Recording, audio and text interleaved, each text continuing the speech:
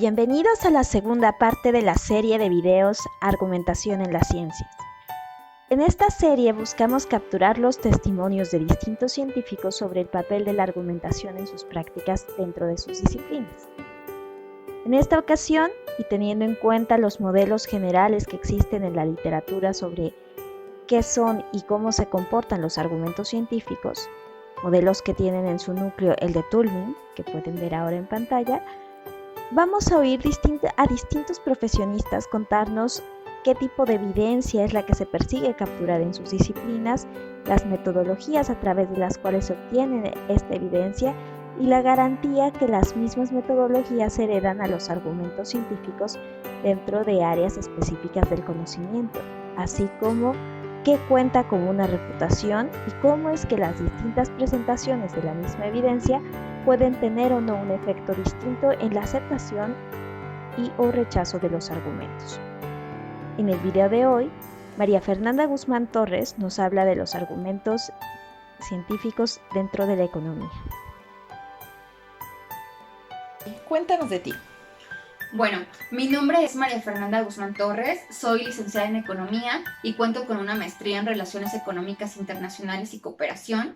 Actualmente me desempeño como gerente administrativo en el sector privado y he tenido la oportunidad de colaborar en diferentes universidades en México como docente y también he podido presentar mi investigación ante organismos internacionales como ONU Mujeres y en otras universidades latinoamericanas. Ok, ¿cuál es la definición de economía para ti?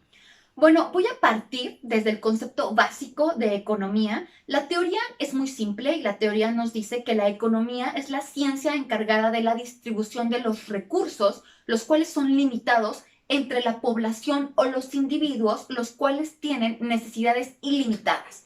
Entonces, como puedes ver, la economía desde su concepto básico ya tiene una confrontación. Por un lado tenemos recursos, los cuales son limitados, y por el otro tenemos a una sociedad ávida de estos recursos, que requieren de estos recursos y que sus necesidades son ilimitadas. Pero esto nos lleva a entender entonces que la problemática principal de la economía es la escasez, que el objeto de estudio de la economía es el individuo y que la economía busca mejorar la calidad de vida de estos individuos. En este momento yo sé que muchos de ustedes realmente se están cuestionando si la economía es una ciencia y la respuesta es sí, la economía sí es una ciencia.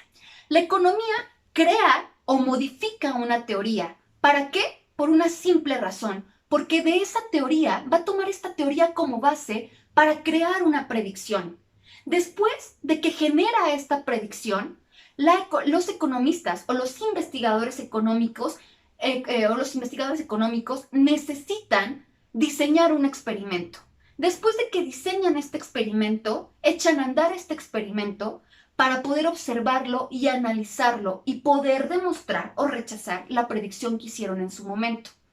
Como pueden ver, la argumentación es más que necesaria en la economía porque necesitamos rechazar o aceptar una hipótesis. ¿Qué es la argumentación para ti? Bueno, para mí, la argumentación es un ejercicio de análisis y razonamiento que te permite fijar una postura o una hipótesis la cual puedes rechazar o aceptar. ¿Consideras que la argumentación está presente en la ciencia económica? Por supuesto. Es fundamental porque en el momento en el que la economía necesita diseñar un experimento para poder demostrar que su predicción, la cual parte desde el razonamiento deductivo, es real o no, desde ahí necesitamos a la argumentación. La argumentación es básica y desde mi perspectiva es inherente a la ciencia económica. ¿Qué tipo de evidencia se busca a través de tu disciplina? Bueno, como lo comentaba en un principio, los economistas analizamos el entorno del individuo. La observación es básica. Entonces, al partir de la observación del individuo en su entorno y el comportamiento del mismo de manera colectiva o individual, nosotros necesitamos obviamente evidencia empírica. También es importante mencionar que nosotros buscamos evidencia de diferentes maneras. Por ejemplo, usamos herramientas como las encuestas. También existen bancos de datos. Por ejemplo, en México tenemos un gran banco de datos como lo es el INEGI. Si tú quieres analizar a los países europeos, está Eurostat. Si tú quieres analizar a países latinoamericanos, tenemos la página de la CEPAL, la cual es muy completa. Y si tú quieres analizar la evidencia o los datos de otros países, tú puedes buscar en la base de datos de los bancos centrales que tienen la obligación de brindar esta información, la cual es muy completa. Entonces, nosotros, si bien partimos de la observación del individuo, ya sea de manera colectiva o particular, y cómo se comporta el individuo ante fenómenos como la inflación, como una crisis económica, nosotros sí necesitamos evidencias, y estas evidencias provienen ya sea de herramientas estadísticas como una encuesta que nos va a permitir generar datos cuantitativos y cualitativos, o de bases de datos certificadas. ¿De dónde viene la confiabilidad de la evidencia que se ocupa en tu disciplina? La confiabilidad de la evidencia de la ciencia económica parte principalmente de dónde proviene tu información. Es muy importante entender que si tú vas a tomar la información de una base de datos, como estos bancos que yo les mencioné, estos bancos de información, es importante entender qué herramienta utilizaron esas personas para poder nutrir la base de datos, cuáles son las características de las variables que estás analizando de tu espectro de estudio, y lo más importante, cuáles son las fuentes, de dónde proviene esa información. De ahí depende la confiabilidad de tu evidencia. Y también, por ejemplo, si tú decides realizar una encuesta, tienes que saber la manera en la que vas a preguntar. Y esta manera tiene que ser objetiva y coherente. No puede ser manipulada, porque una encuesta se puede manipular de acuerdo a los resultados que tú quieras obtener. Y esto es inadmisible. Es por eso que este tipo de evidencia tiene que ser muy coherente, muy objetiva y previamente revisada por otros investigadores. La evidencia de la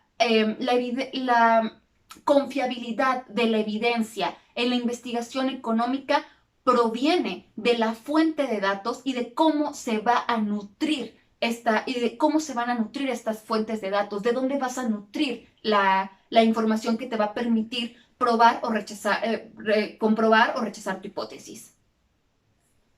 ¿Qué tipo de razonamiento te parece más significativo? Desde mi punto de vista es el razonamiento deductivo. Como se los mencionaba, nosotros como economistas partimos de la deducción. Por ejemplo, yo observo y me doy cuenta que empieza a incrementar el precio de un bien o de un servicio. Entonces yo, desde mi propia lógica, intuyo que el consumo de ese bien o servicio va a disminuir porque el consumidor va a decidir sustituirlo, no va a pagar ese aumento del precio.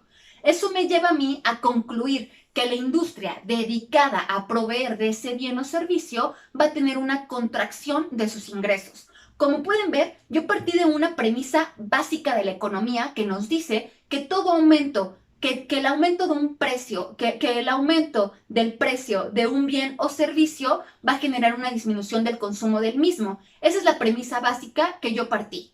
Yo partí desde esa premisa básica, lo cual me llevó a una conclusión. Y mi conclusión es muy clara. La industria dedicada a otorgar ese bien o servicio va a tener una contracción en sus ingresos. Punto. Si bien para mí es el razonamiento primordial que mueve a la investigación económica, también me atrevo a decirte que es el que más problemas nos genera. ¿Por qué? Porque toda regla tiene una excepción y no podemos generalizar y no podemos pensar que todas las premisas van a aplicar exactamente igual para todas las problemáticas que nos presente la sociedad en temas económicos. Por ejemplo, hablando de política pública, tú no puedes pensar que la política que funcionó en un país va a funcionar en otra.